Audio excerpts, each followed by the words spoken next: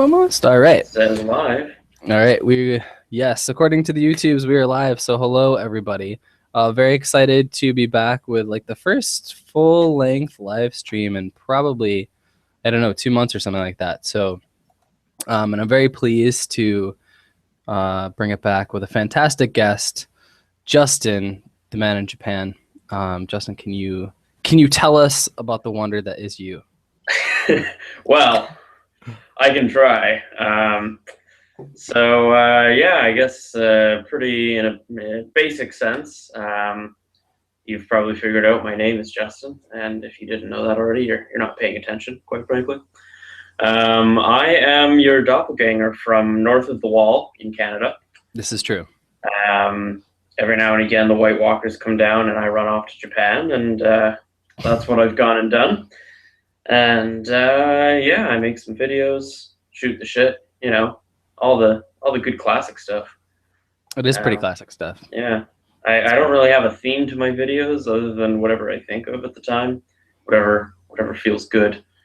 I would like to call. I mean, there's like a general thread of like intelligent snark. I would say though, right? Like, I mean, there's at least some of that going on. Yeah, but I mean, I don't think I can communicate without a bit of snark once in a while. It's genuinely hard sometimes, like when I'm teaching and I'm trying to like not be a smartass, because it's just going to complicate things, right? Like the kids have a limited vocabulary. Right, this is true. Yeah, I feel your pain. Like yes. Today, actually, there was God, I don't remember what the question was, and it was they asked like how old I am. And I was like, I'm 24, and no one really reacted. And I was like, yeah, and like one kid was like, woo, and I was like, yeah, that's pretty much what that deserves.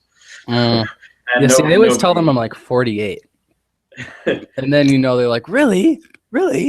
I'm like, no, like you really? How terrible do I have to look for you to buy that joke every single time? Yeah, but yeah. Well, I've found that kids say some pretty devastating things. Like today, I've never been called fat so many times in my life, but in adorable ways where I'm not offended. Yes. Like, I don't know, when someone runs up to you and they just like squish your fat and they're like, big stomach. It's just hilarious. Like, I can't even be mad. So right. I guess it'd be different if like your coworker came up to you, right, and was like, hey, you're fat. Yeah. That would ruin your day a little bit, I think. Yeah, well, I think it's interesting because kids can get away with shit that like if they did that as adults, society wouldn't work. Yeah, like, no. If like, a colleague of generally your age ran up to you and jammed his fingers in your ass, that would be a sexual assault case and he'd be fired. And it would be a whole big ordeal. Whereas at school, it's a kid doing it, and really, the only response is, "No, don't do that." That's all you can do. I mean, I've been. That's something I guess I should ask you is how have you adjusted to like the constant grabbing at like your ass and your huevos and like. Yeah. Sorry, you're gonna have to run that by me again, so I don't. I was just wondering how you found like the adjustment period of like having to defend your ass / your wobbly bits and things like constantly. I think I got really lucky actually because I started with junior high school, and they're not really they're not as open to the whole touching thing. In junior high school, they're pretty good about it. The closest I had was one kid like put his hand out towards my junk in a suggestive manner, but there was still a good like 2 or 3 feet between us.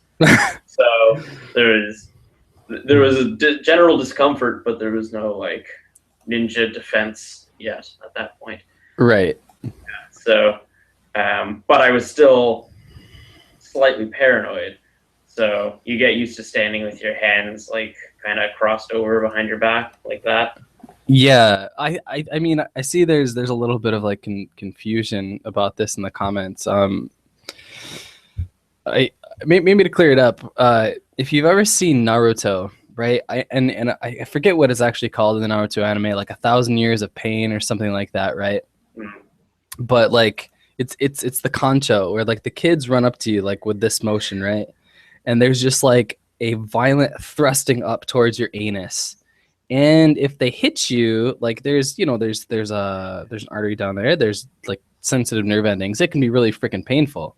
And I'm sure there's a point system or something because right. Like especially like 50 extra points if you get the Gaijin or something. Yeah. But yeah. 25 points if he lets out a bit of a yelp. Yeah. Yeah. Exactly. Yeah, but 1 point per decibel of yelp. That's they actually, one of the kids in the corner with like a sound detector watching it go into the red. But yeah, it's very advanced. It's very up there. Yeah, Japanese kids. Stick with stereotypes. Ha. But anyway, but before we get too far into this, I do want to do like the customary shout out to everybody in our comments. Yes, I agree with this. Thank you, everybody, for coming. So let's start at the very top. Ben Duncan, what is up? Posey May, I don't know if you're actually back in the comments yet, but always awesome to see you. Nom, hello. Travis, Sean, Bernie Lowe, you wonderful lady of the world. Not sure why I stuttered on that one. Man in Japan is in the comments, whoever that is. Lucas, sir. Yes, that guy. Not Lucas, Man in Japan. Yeah, no, you. Yeah. Lucas, in the comments, by the way, everybody should congratulate him. He didn't just have the baby. His wife just had the baby that he helped make, presumably. Yes. Good job, Lucas. Yeah, Lucas. Congratulations, man. Mostly good job to your wife, but she's probably not here in the comments. Yeah, probably not. Probably not. Sean, bro, hello. Sean, I just got your giant package of, I should not have paused at that part. Giant package of Tim Tams. I'm taking them to work with me tomorrow. Thank you for those. Dude, Jericho, always good to see you, man. I can't promise any free porn, but if something pops up on the stream, I'm dressed like a cat. Yeah, it's actually furry porn. We didn't tell you that part. Simon of Three Old Dudes, Sarsmang, what is up? Very nice to see you. And I think Nombiri. Hey, Nombiri, good of you to join us. And I think Pickles. What's up, Pickles? Nice to see you. And we got a whole crowd. Everybody. Everybody is important. I would like to just shout out the person that gave us the thumbs down before the video started. Yeah. Thank you for letting us know we're important. Yeah, it was my first ever experience with that, so I was like, okay, that's kind of cool, I guess. Yeah. It's actually interesting. Like, I don't know about for you, but when I first started my channel, I remember like the first few thumbs down I got, like that was devastating. It was like, no, what the shit? I had like 12 subscribers and I was getting thumbs down. I was like, man, this is not okay. But now it's a good thing. Now that it's like, once you get past a certain number of subscribers, negativity becomes positive. Right. Well, I mean, it's good, right? Because what is it? What is that classic phrase? Like, you can judge your success by your haters or something to that effect. Yeah. Right. But I mean, do you have pretty vocal people who dislike you, or I mean, or do you just get like thumb down when people don't like things? I've had a few thumbs down, not that many. And I've really only had one negative comment, which I was excited about, and I've been shouted out all over the world for that thing. I was in one of Unrested's videos for that. He shouted me out, and I was very excited. for getting hate? That's funny. For getting hate, yeah. Oh, I see my name popping up in the comments. What's going on? You're being street blamed. Cred. Yeah, Sean, bro, it is like street cred. That's exactly what it is. I don't know. It kind of bummed me out when I saw you tweet like your negative comment, because I remember like on blogs when I get hate mail or whatever from blogging, like that's the same thing. I really enjoyed it, but like I have some thumbs down on the channel, but the only like criticism I ever get is pretty positive, and it's from like the usual people. Mm. And I don't know, there is something sort of cathartic to somebody just being like, you're a piece of shit, or or in your case, blaming the American education system for you being an abysmal person or whatever it was, right? Yeah. So that guy made my day. But all right, so enough of this pointless jibber jabber. Let us move on into the lightning round of questions. So for those of you who have not been here before, the lightning round is just 5 questions with ridiculous music in the background. Justin has to answer them as fast as he can. Let me get serious and decap for this one. Yeah, I mean, you can just answer them in the time of the song, which is 4 minutes and 33 seconds. So, and these are mostly new questions that I came up with today that I haven't used before. Mostly, but anyway, do you feel prepared in your cat suit? In the words of that most famous, probably 80s, potentially 70s song, "Hit me with your best shot, Pat Benatar." All right. Fire away. Okay, here we go. Puts music in the background. Narrates his life for no reason. Okay. All right. Question number 1. What is your favorite guilty pleasure in music or film? Oh, in music or film? Yes. Okay, well, can I do both? Yeah, of course, please. Okay, for music, it's probably Kere Pemu Pemu, because frankly, it's ridiculous, but I just love it. It feels good. Fair enough. Gets me going. Not in that way. Calm down. Hey, whatever. I'm not judging. And for favorite guilty pleasure movies, I want to hate the Transformers movies, and I do as movies. And actually, this Fast and the Furious is on the same level, where it's just completely absurd and ridiculous, but they're just fun to watch. As long as you shut off the logic part of your brain that's like, no, that doesn't work. Buildings don't fall like that, you asshole. Related question, did you still get feels every time Optimus bit it in like all 4 movies or whatever, and then came back alive or wasn't dead or whatever? No, I didn't care about any of the characters in Transformers. I watched it for the fighting robots and explosions. That's fair enough. That's what Michael Bay movies are for. Yeah, I mean, people expecting more out of it. Yeah, that's a whole other discussion. Question number 2, assuming you were done with question number 1. Yes, carry on. Right. Question number 2, favorite curse word and why? Favorite curse word. God, this is gonna... Okay, nobody judge me, okay? I don't use this one often. Oh God, this is terrible. The word cunt, I don't like to use it at people, but I just like the word itself. I like the way the word sounds, and it's such a shame that it's used in such a terrible way, and it means what it means. Right. But just the combination of sounds, it's, as Louis C.K. describes, it's just round and chocolatey on the ends. So you appreciate it sonically, but you don't appreciate it practically. Yeah, no, it's I kind of grew up with the whole social unacceptance of it, so which is a good thing, I think. Yes, it's not a good word to use. I don't condone the use of it. I feel like it is like a lot more common of a word in like Canada and also in like the UK. The UK especially, yeah. Like tossed around a lot more frequently. Not to say people don't use it in the States, they do, but yeah. Anyway, good one, I guess. Yes. Question number 3: what do you hate, or what makes you feel, you know, like full of rage? Oh God, that's a long list. Right off the top of my head, men's right activists. Yeah, good one. That is fantastic. And kind of along the same stream as the men going their own way. But, you know, they'll like to constantly remind us that they don't care about women. Like, constant reminders. Like, guys, we're not interested in women for relationships, just sex. Just so you know, we're doing our own thing. By the way, guys, don't forget, we don't like women. We just want them don't forget that, okay? Bye. But wait, guys, like that's all they do. Yeah, I think it's like a crybaby club, isn't it? It is. It's like an attention craving crybaby club. The term that I find most endearing for them is piss babies. Yeah, you did call them that. Yes, I remember. That is. Yeah. It's pretty classic. It is. Men's rights activists. Anyway, we don't need to get into that. No, that's a whole other video. Quagmire. All right, question number 4. Best section of Neapolitan ice cream.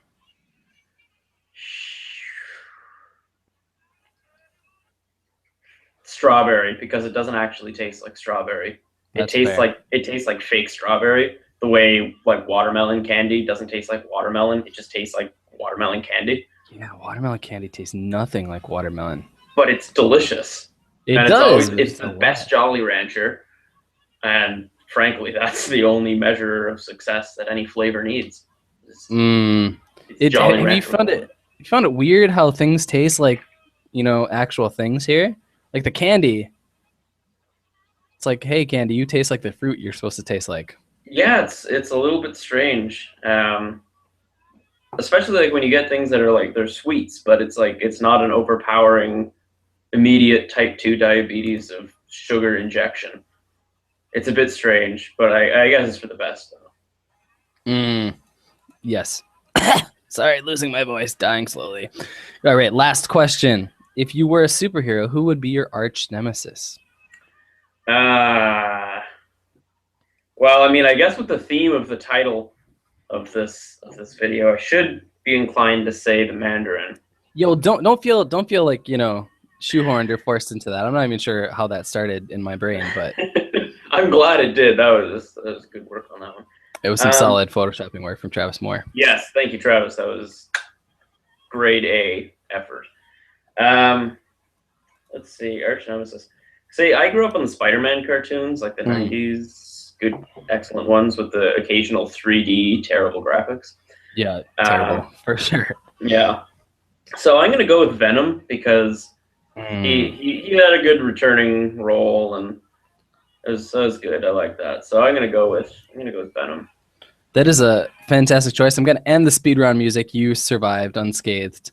But along the same lines of things, how did you feel when Venom suddenly there was like Carnage and there was like thousands of other symbiotes and all that jazz? I really loved Carnage. Yeah. I just thought that was such a fun character. Yeah, he's just batshit insane. Yeah, and frankly, every comic book universe needs that. The Joker. True. Yes. So yeah, I quite liked that, and I'm pretty sure. Sorry, go ahead. I'm pretty sure Carnage came towards like the end of the cartoon when they were starting to get into the multiple dimensions, Madam Web insanity. So like just that whole thing is packed with good memories. And I mean, can anything bad ever come out of mixing the T-1000 with the Joker? It's pretty much that character. That's a really good way of looking at it. Yeah, no, it's got a better color scheme than T-1000, I would say. That's true. That red is pretty mean. They should just make a movie about that. I would love to see that. It would be better than Spider-Man 3, guaranteed. That's not saying much, unfortunately. Yeah, that's true. I'm always upset by Spider-Man movies, though. They're never good. I enjoyed the first two. I mean, they're not like they're not tomes of awesome Spider-Man-ness. But yeah, I've never been a fan of the Green Goblin. To me, it's just not a very interesting character. Yeah. The whole element of like it's his best friend and his dad died, and like that whole character workaround thing is kind of neat, but I mean, I don't feel like that's what they should be kicking off every goddamn Spider-Man movie with. Well, that's what they're talking about now, right? And that's the problem, is they don't take the time to develop those relationships. Yeah. So when you're like, okay, well, you just killed this guy is supposed to be like his dad, but I don't give a shit because it's been an hour and a half of rushed like character development. But dismal, Amazing Spider-Man 2. Andrew Garfield's not a terrible Spider-Man. He's not my favorite, but I mean, he's not the worst character choice. But yeah, that's true. Yeah, the whole way they kind of just shoehorned him in there at the end, like kind of, I don't even remember where that was in the movie, but they were just like, yeah, he's been my best friend forever. Care about this character all of a sudden.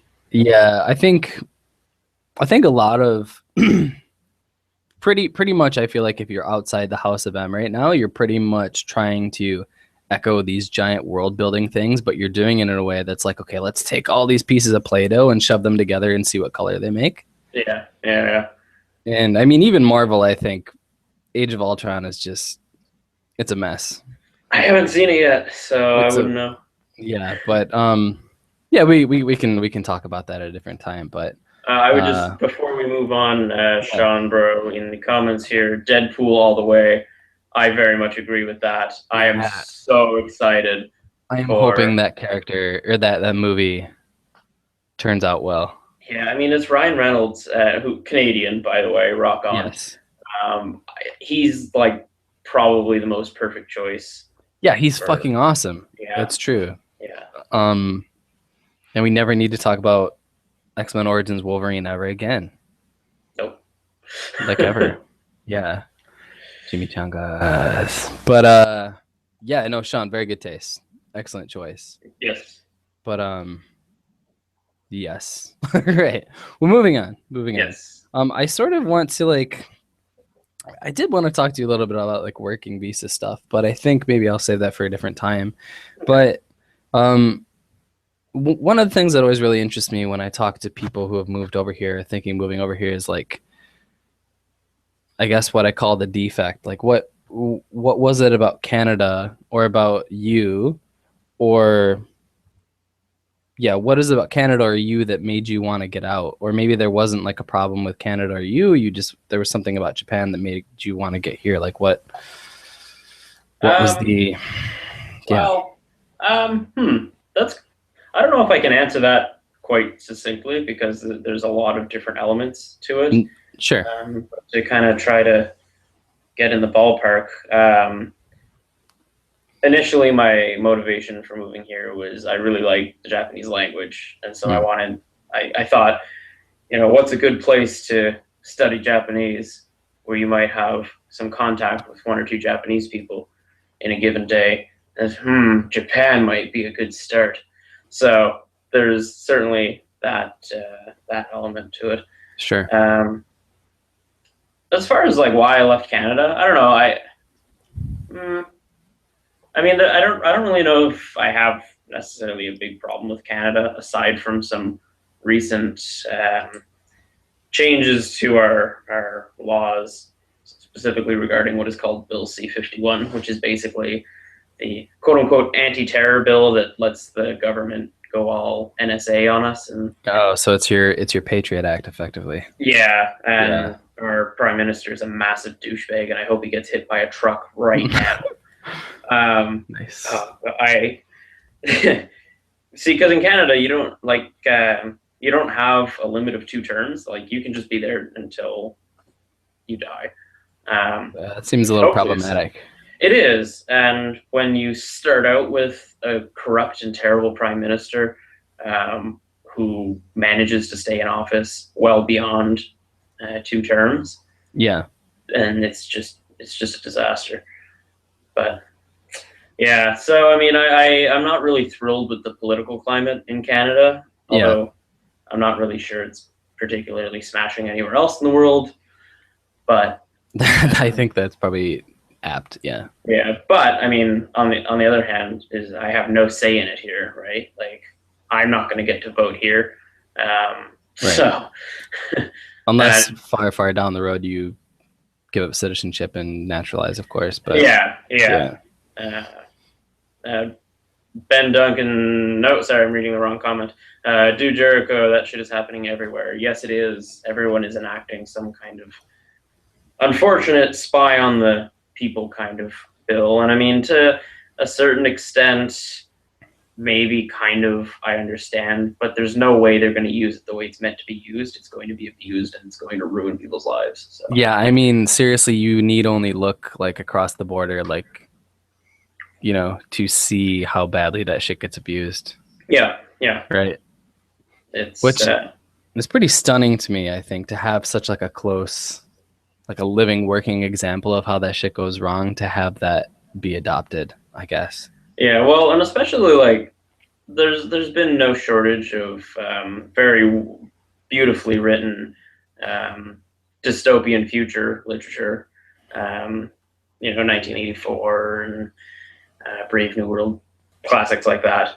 And it just kind of surprises me that like people are still willing to go for that kind of thing when it's been very widely discussed as a terrible idea for everybody all the time in every possible scenario. I think, I mean, I think it just sort of speaks to this idea that no matter what, we are not like long-term creatures. Yeah. Right. I mean, we are not trees. We're something that grows really fast. I mean, I guess, okay, we want to stick with trees. We're like pine trees, right? Like we grow really, really, really fast, but then we immediately break under our weight. Well, we survive in the winter too. We do survive in the winter, especially you Canadians and we Buffalonians. That's true. Yeah. Yeah. But you guys had an honorary Canadian winter. That shit was crazy. Yeah. Like crazy. I obviously I wasn't there, but yeah, that was pretty wild. I kept telling people about it when I got here, and they're like, "Really? 3 meters of snow? Like, are you making that up?" I guess it's more like 2.5 meters, but it was still a lot of goddamn ridiculous. Yeah, but yeah. So yeah, no, that's fair enough. So language, not terribly disenchanted with Canada. No, so, I mean it's an okay place to live, and especially like where I was in Ottawa. Ottawa is pretty clean, pretty quiet, pretty safe. I mean, there's nothing really wrong with it. Right. So I mean, what this is a question people ask, and it can be a kind of a stupid question if you don't know. But I mean, that being said, what does that make your end game or your 5-year plan or whatever? I mean, do you want to be here? Do you want to teach forever? All that jazz. Well, so one fun thing about me is I get bored very easily. I have a pretty terrible attention span.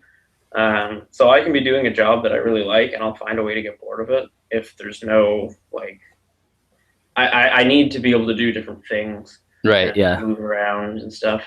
But I feel like teaching, there's a certain element of like you constantly have to adjust what you're doing because it's very dynamic. Yeah because like you can have students that are awesome. Like one of my second year junior high school students, I think he lived abroad somewhere for a long time because his English is very nearly perfect.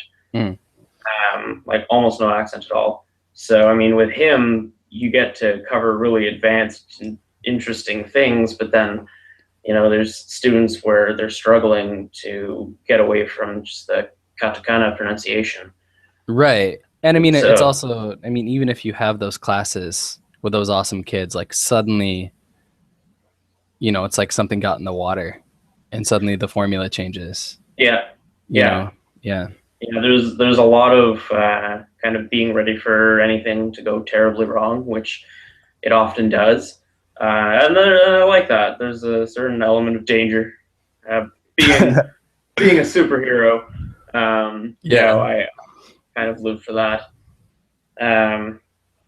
But yeah, no, it's kind of nice to go into a situation and come out with a Mark I Iron Man suit that you built from scraps in the cave. In the caves of Japan, the dusty caves of Japan. Yeah.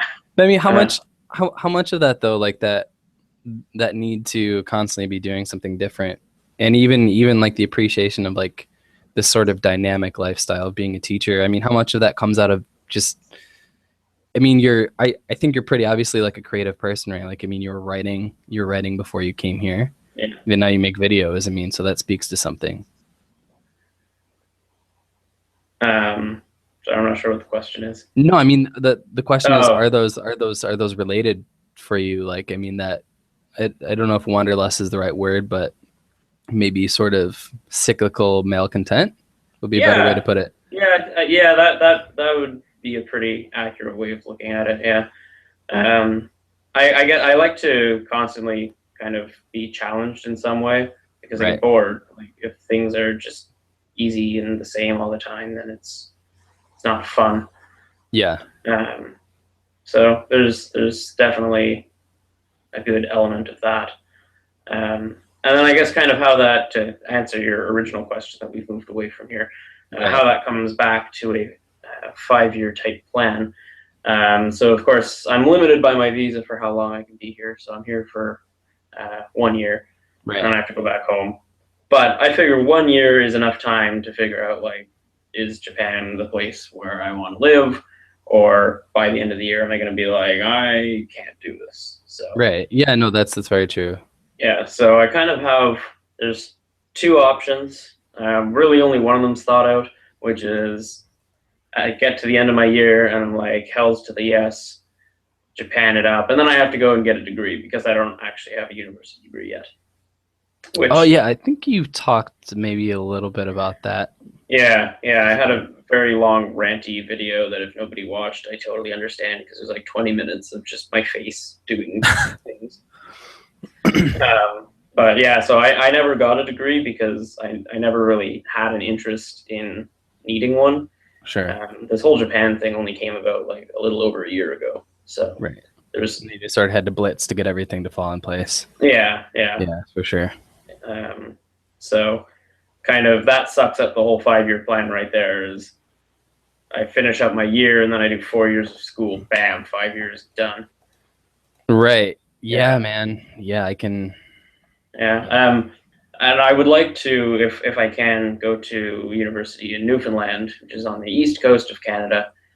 But then I'm going to have to go for a while where my YouTube channel is Man in Japan in Newfoundland, which is a bit of a mouthful. You'll get a really sweet accent if you try, I guess, right? The Newfoundland accent is wild, I think. Well, the Newfoundland accent is really what most people are thinking of when they think of the stereotypical Canadian accent. The "what are you talking about, dairy bud?" I think that's true. And rattle your cupboards, shit like People that. Don't sound like that, like in Ontario, to my experience, anyway. No, and I mean, being from there, my experience is obviously a bit biased, but having traveled from Ottawa to Vancouver, which is a little over 4,000 kilometers, I spoke to an awful lot of people, and very few of them, unless they were from the East Coast, sounded like the stereotypical Canadian. So it's all the damn Newfies' fault. Well, you heard it here first, people. Yep, you sure did. To their credit, though, they're very, very nice people. No doubt. Got drunk with some Newfies once. I was supposed to be working. I was painting a house, and it was like really hot out, and God, it was like 33 or 34 degrees, and it was just in the sun all day. I didn't have lunch. Yeah. And I finished up, and it wasn't their house. They were just there. And the people were like on their way home, but they were like, come on in and have a drink. And I was like, I don't really, and they're like, no, come in and have a drink. I'm like, all right. So we're raiding this like couple's cupboards for alcohol, and they start getting some gin into me. But because I was dehydrated, it took like 2 drinks, and I was like, it was a mess. And then the people came home and they wanted to do the walk around, and I was the only one there. So I did the drunk walk around for these people. And yeah, that was good. Good times. That makes for a great story, man. Yeah, it sure does. No, speaking of stories, I do sort of want to touch back on that a little bit. I mean, obviously you make videos, but do you still write? Do you have any ambition to be a writer beyond being a tech writer or whatever? I would like to. Like I've done a fair amount of creative writing in my spare time. I once had I think it was 82 pages, and we're talking like full size pages.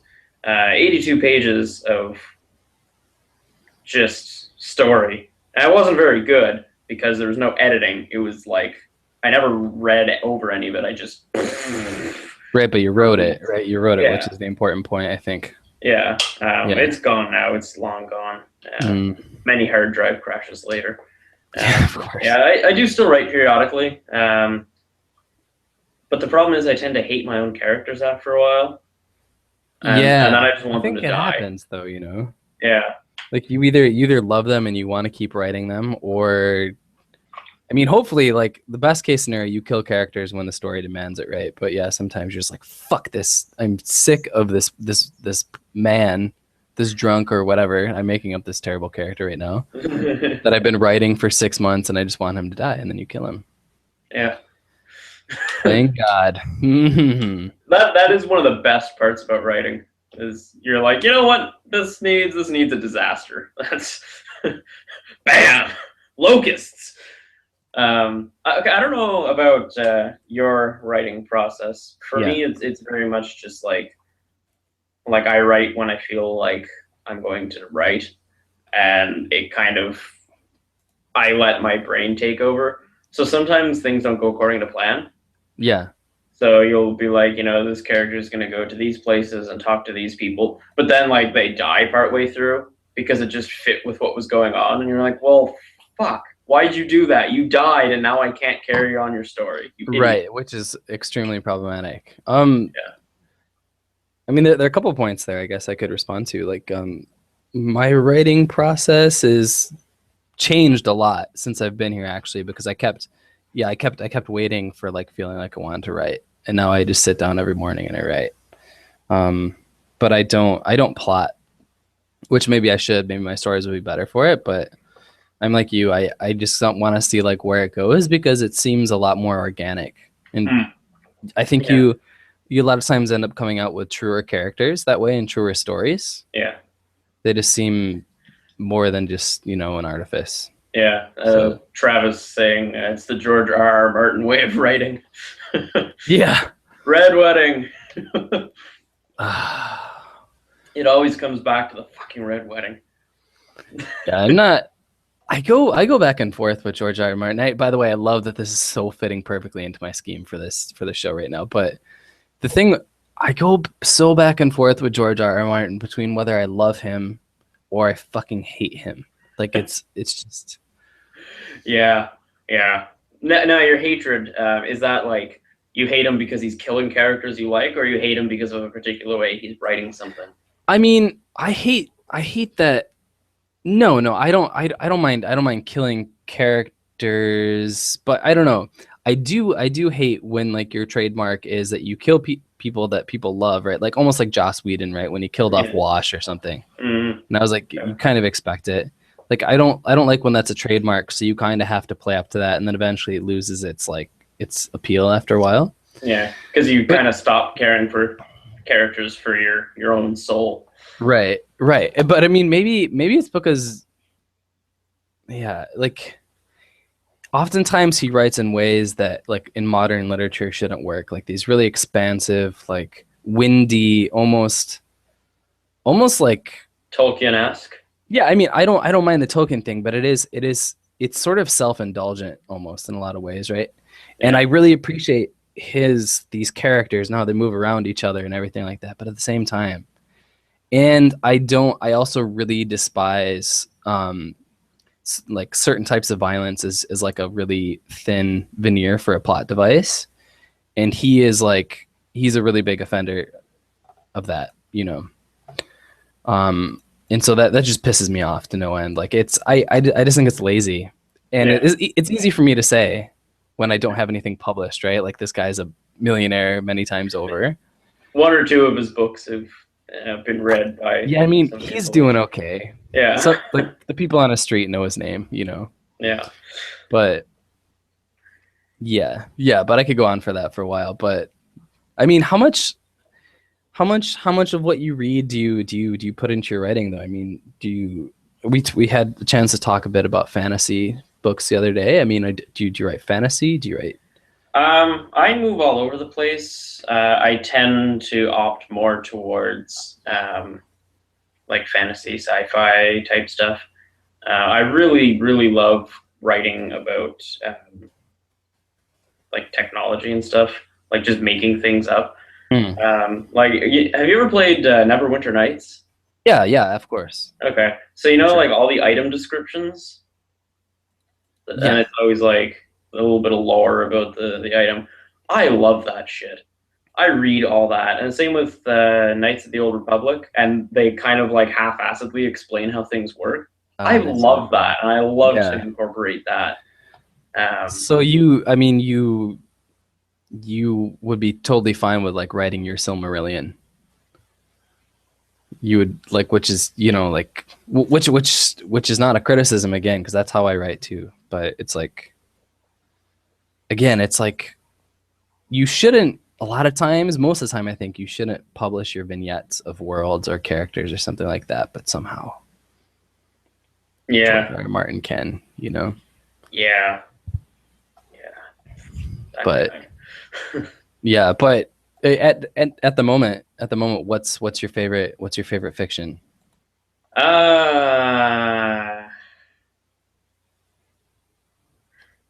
I haven't really had a whole lot of time to do any kind of fiction exploring, and especially since all my books are in Canada still, because it was like it's a weight carrying issue, you know. Yeah, no, I hear you. I brought like one book over here. Yeah,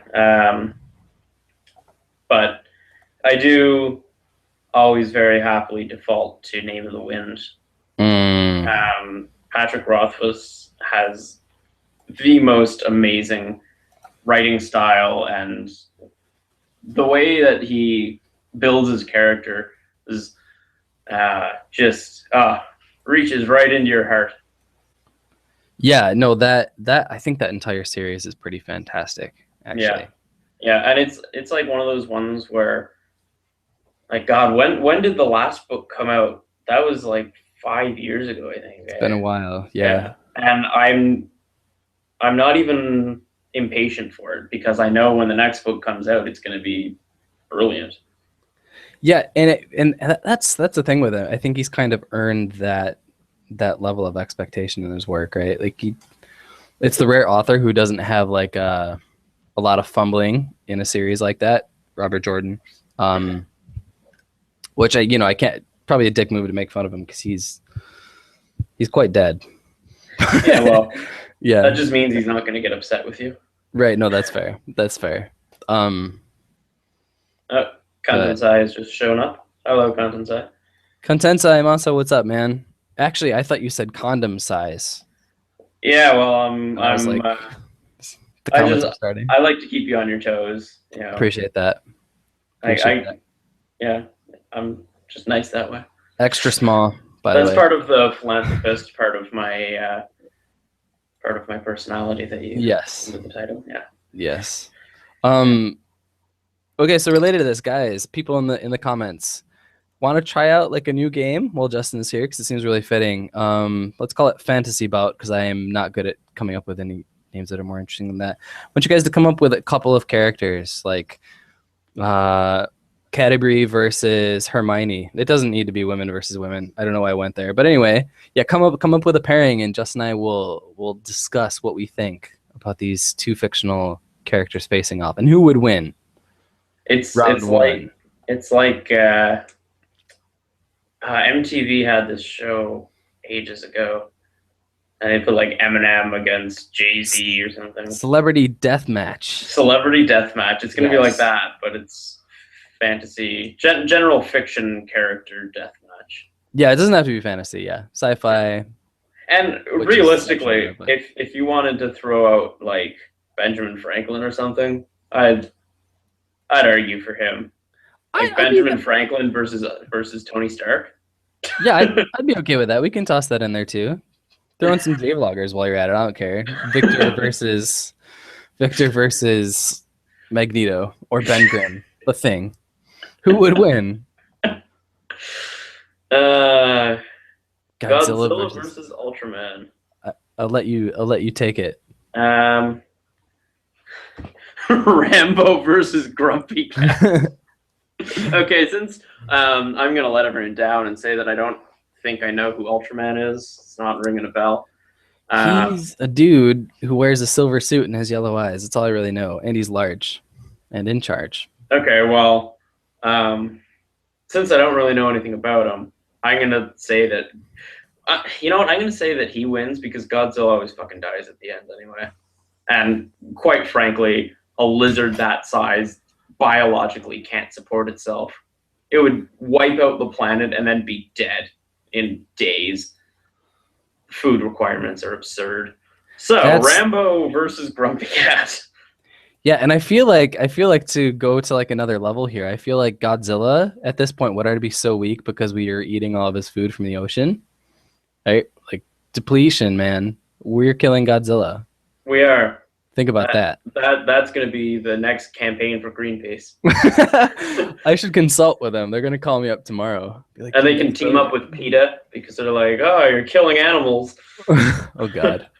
Oh, God. Your mistreatment of the environment. Yes. Yeah. Well, I think we've got a whole thing worked out here. I like it.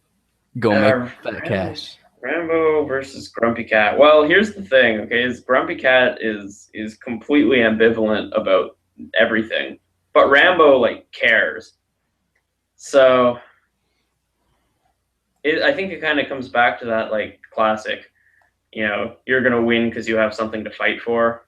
So Rambo actually gives a shit about some things. So maybe depending on the conflict, he would win specifically just because Grumpy Cat is not interested in anything. Right, yeah. Grumpy Cat would just sort of like lay there and let it happen type thing. Like, all right, whatever, dude, just fucking shoot me. Yeah. Or maybe Grumpy Cat just sits there and waits for Rambo to have a stroke from all the stress. That's the other option. Yeah, Master Planner Grumpy Cat. Elon Musk versus Dr. Evil.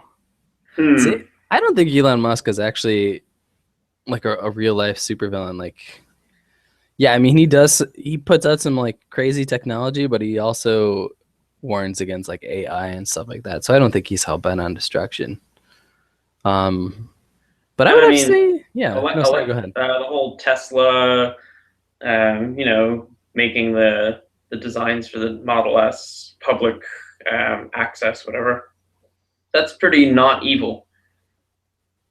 So. Yeah, no, that's true. And he doesn't have a volcano-based lair. He doesn't have frickin' sharks with frickin' laser beams on their frickin' heads. I was gonna say he is lacking the lasers and the sharks. Yeah. He doesn't have preparations A through G. Indeed. I think preparation age does feel good on the whole. Seth Green, you clever bastard.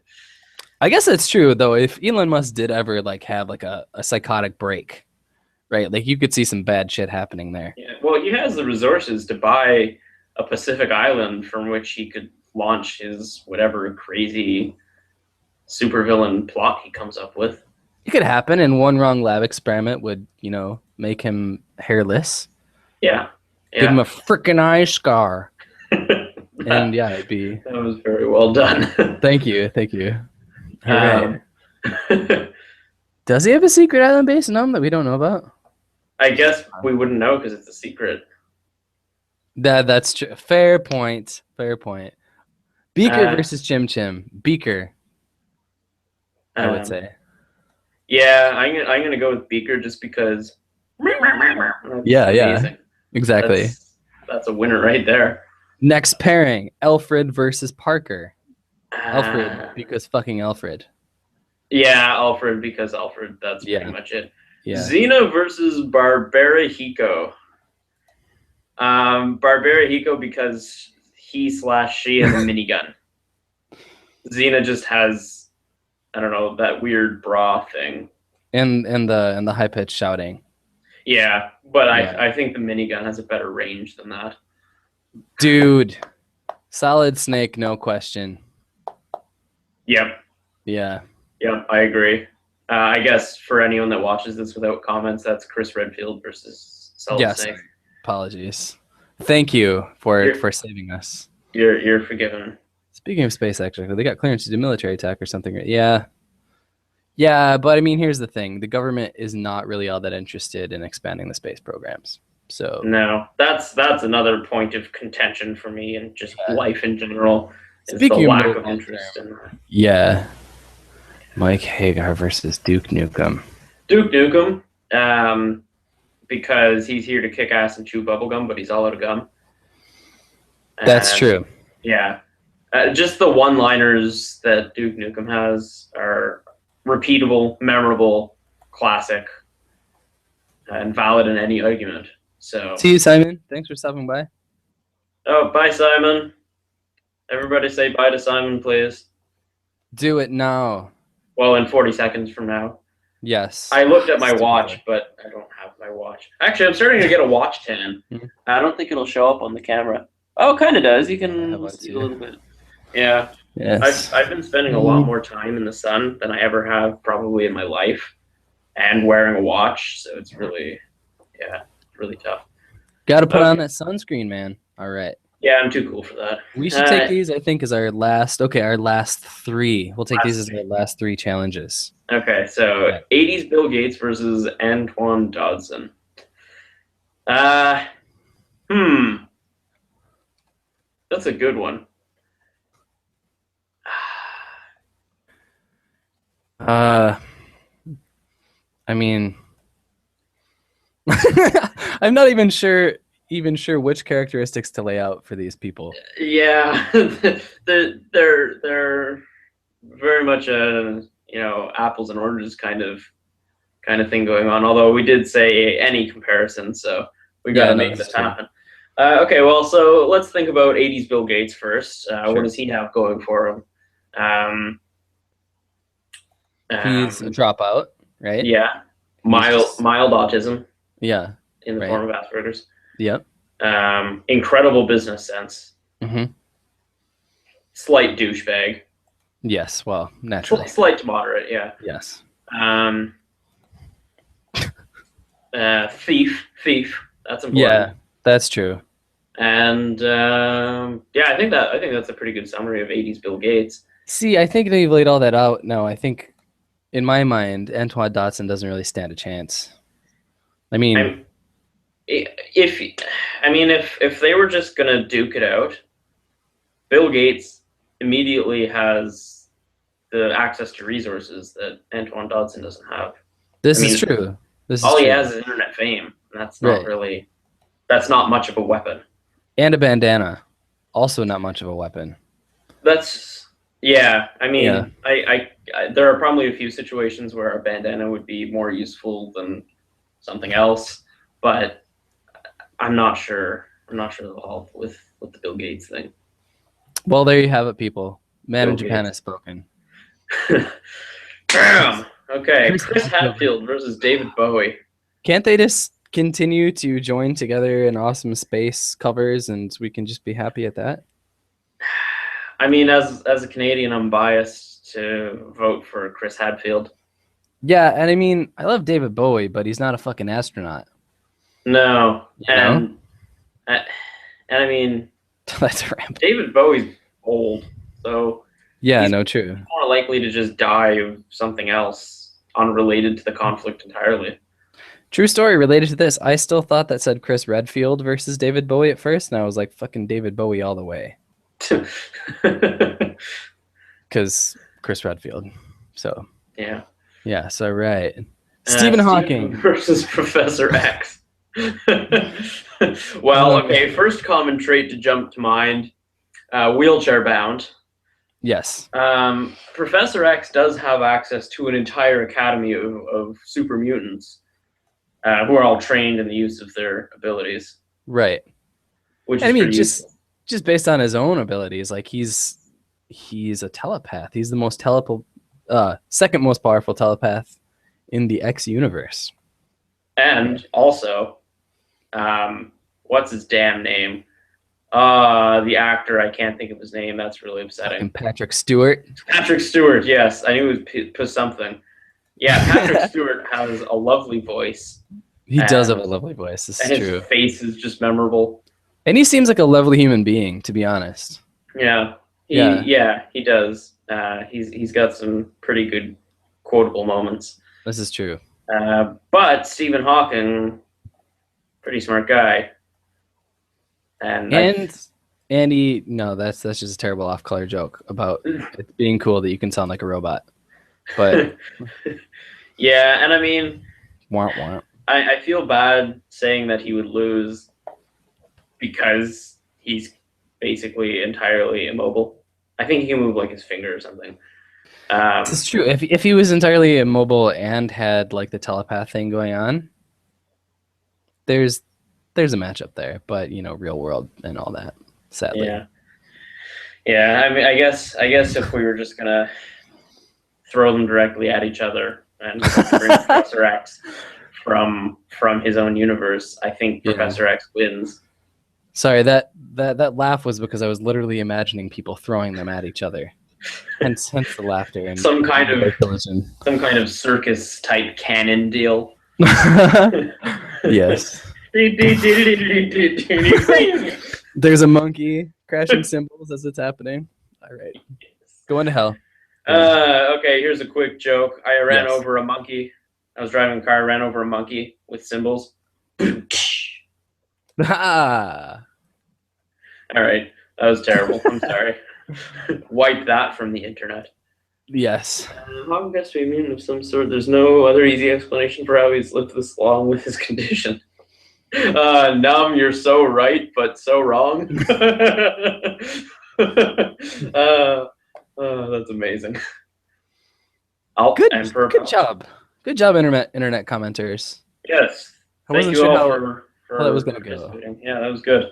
Yeah, and there was no mention of like people with like abnormally sized dicks having to fight like other people, like no dick monsters versus anybody else, which is astounding to me. Frankly, I'm actually a bit disappointed now that you mention it. I'm sorry. I shouldn't have brought it up. There haven't been nearly enough dick jokes. Dude, Jericho, where are you? Yeah, what is going on here? You can tell Lucas isn't paying attention in the comments or something because there's no like terribly off color like. What? Because Lucas has a baby to take care of or something? I mean, he's retweeting things on Twitter, so I mean, how much attention can he really be paying? Oh, actually, you know what? He did say at the beginning that he doesn't have audio because he's at work. Ah, right. That makes sense. I take back almost everything I said about you, Lucas. Yeah. Okay, Lucas, if you're watching this kind of like after the fact, please leave something in the comments to say that you forgive us. Yes, or just call me a dick. Either way, it works. Yeah. All right, so let's go to the windy down phase of the stream now that we're nearing the 10:30 mark. All right. Last question before we get into our final game. What is your favorite Japanese word? Like most of my answers, there's more than one answer for this. What's the first thing? Well, so I have a favorite onomatopoeia, but I don't consider that to be like part of the general vernacular of wordage. Sure. So my favorite onomatopoeia is doki doki. Because it's kind of ridiculous, but I just love the sound of it. It's just really nice. It's just like doki doki. It's fun to say. It's enjoyable. How do you feel about gira gira? It doesn't speak to me the same way. I'm sorry, I failed you. I do like as kind of like a close second is the strangely doesn't need to exist onomatopoeia for when like the sound that you make when you're smelling something, which is kun kun. Apparently that's what smelling stuff smells like, or sounds like. I like that there's onomatopoeia for things that don't necessarily make noises. Yeah, well, and there's actually like a word for that category of onomatopoeia because they have enough of them that they had to make it a whole category. I just couldn't tell you what the word is. But likewise. Yeah, it's good. You have to respect a language that does that. I agree. Yeah, it makes things a lot more colorful, I think. Yeah. But also a little more annoying when you're trying to learn things. Yes, that is also true. For sure. So my favorite word, this is, keep in mind, I only know, like, I don't know how many words. It's just not enough to be useful.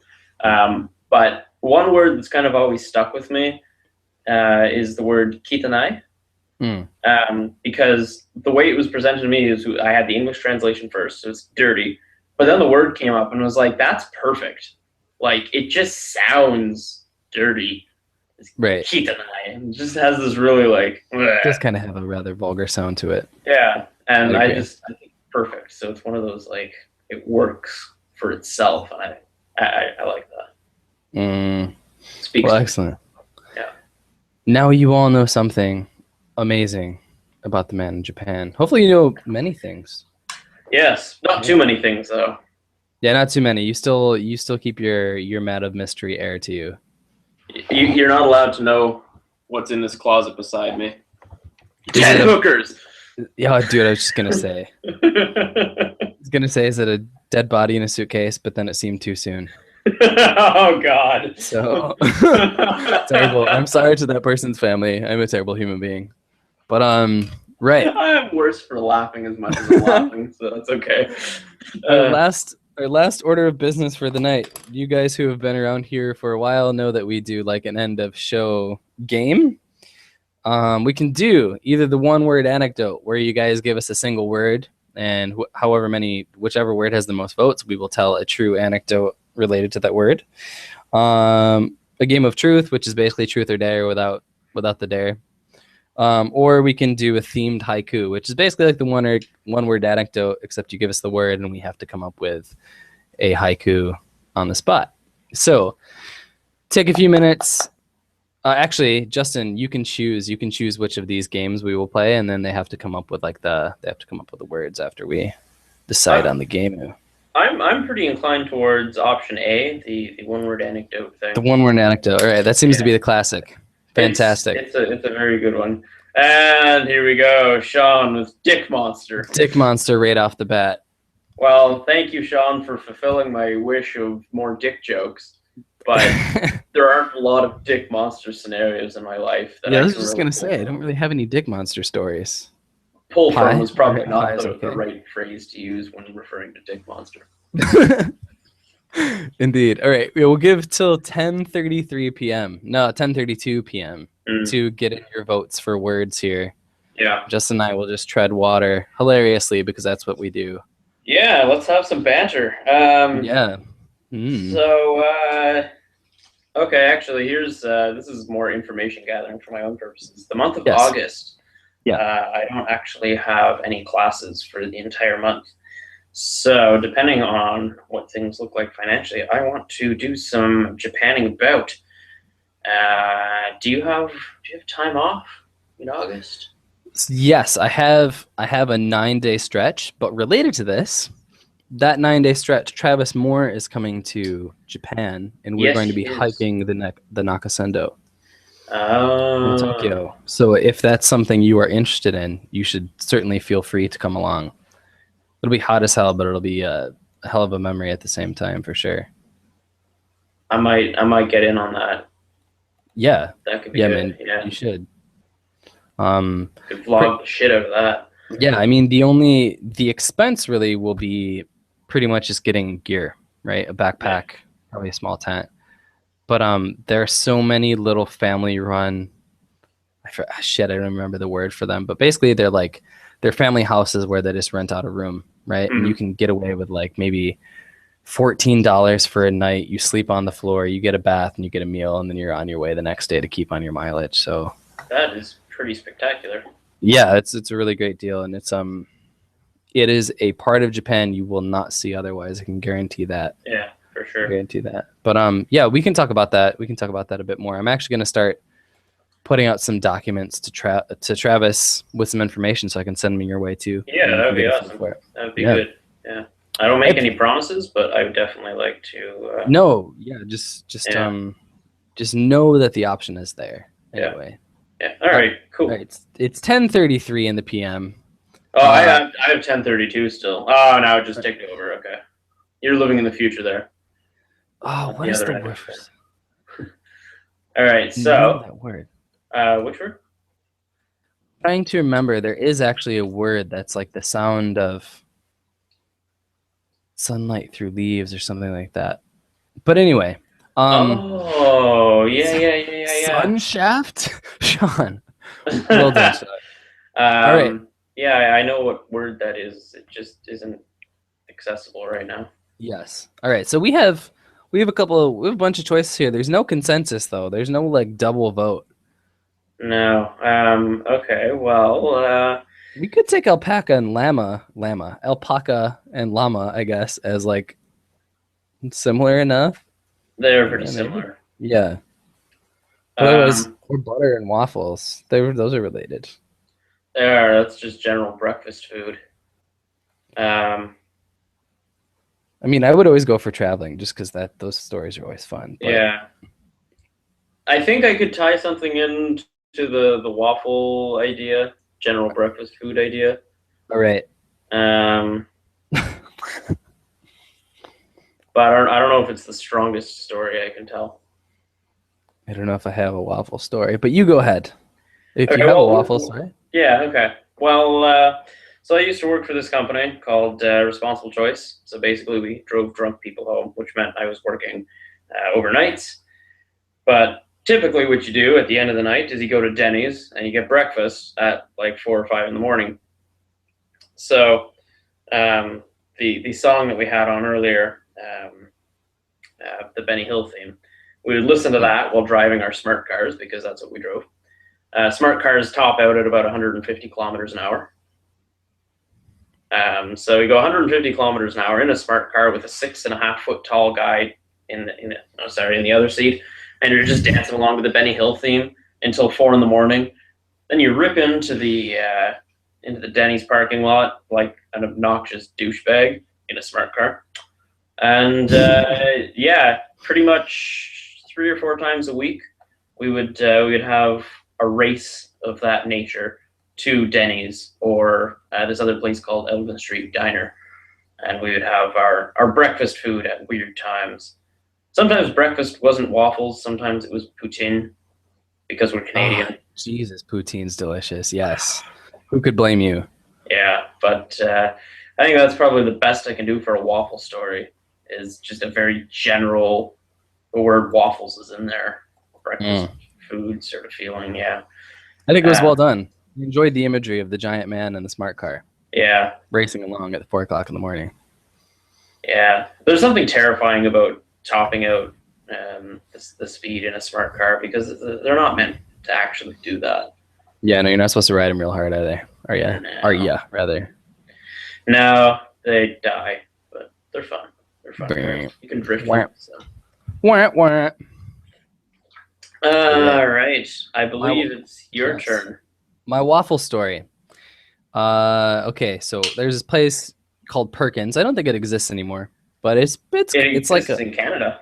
Does it? Does it still exist? There's at least 1 location in Ottawa. There might be 2. Well, that's awesome. Okay, well that's good to know. But what would you call it? Like basically, it's a pancake house, right? Yeah. Or kind of like a Denny's, maybe. Yeah. Yeah, and we went there after my senior prom, and I ordered waffles because I was quite drunk, and waffles are delicious any time of day, especially when you've been drinking. And it was here that I decided to confess to my best friend, who I knew was a lesbian, that I was madly in love with her. Suffice it to say, it did not go over very well, and it was not cool for me to put that pressure on her, knowing it would not go anywhere. But not only did I fail in this endeavor, right, to confess, I then proceeded to eat the waffle and probably like French fries and whatever else people had around because, again, drunk. And then vomited in said best friend's car as she drove me home that night. So not only did I like probably ruin I think we didn't talk for a while after that. Make an ass out of myself emotionally. I then vomited on her upholstery. So. Because if she didn't remember you for the first thing, she's at least going to remember you for the second. Exactly. So there's that. There's that. And with that wonderful, heartwarming story, we will wrap up the stream. Justin, is there anything else you would care to add before we go? No, just a general thank you to everybody's support. It has been fantastic. Actually, we've all hit kind of milestones lately. Lisa just hit 500 subscribers. I just passed 400. Right. And you whacked 300, I think. I did. Like a week ago or something, or 2 weeks ago. I don't know how time works. So yeah, we're all wobbly, you know. Yeah. Timey-wimey. Yes. This didn't have nearly enough Doctor Who jokes. That's upsetting. Next time. Good job, all of us. And thank you, everyone who has shown up tonight or who will watch this later in the whatever you call that when it's available later. Not live. The intertubes. The intertubes. That is correct. That's the technical term. That's. Well, thank you for coming on and being an awesome guest. Well, thank you for having me and saying nice things about me. Yeah, no, I'm glad to be able to do it and not lie through my teeth, for sure. That's good. I appreciate you not making me have to work through dead air because that is always terrible. So I'm tempted to just like stop saying things now to make the end really awkward. So you're like, okay. Yes, I appreciate you not. Yeah, but, I have a bit of a social anxiety thing, so I know how much that just makes your heart want to just jump out of your chest. So. I appreciate that so much. I can't tell you. But thank you. Thank you for coming by. Yes. did a Borat reference because it's 10 years ago. But yeah, thank you for coming on. I hope you'll come on again. Yeah, we will do this another time for sure. Yes, and thank you to everybody in the comments for showing up and leaving your comments and giving us those awesome death matches of different people.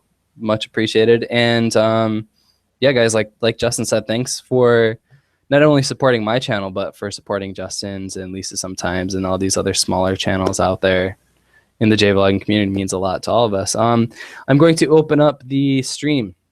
I will put the stream notes on Twitter. I'll be tweeting it out to the world. So if you want to come in and join the after party, you want to talk, ask questions, leave stories, whatever, please feel free to do so. And on that note, thanks as always for watching, guys. Talk to you soon. Goodbye. Cheers.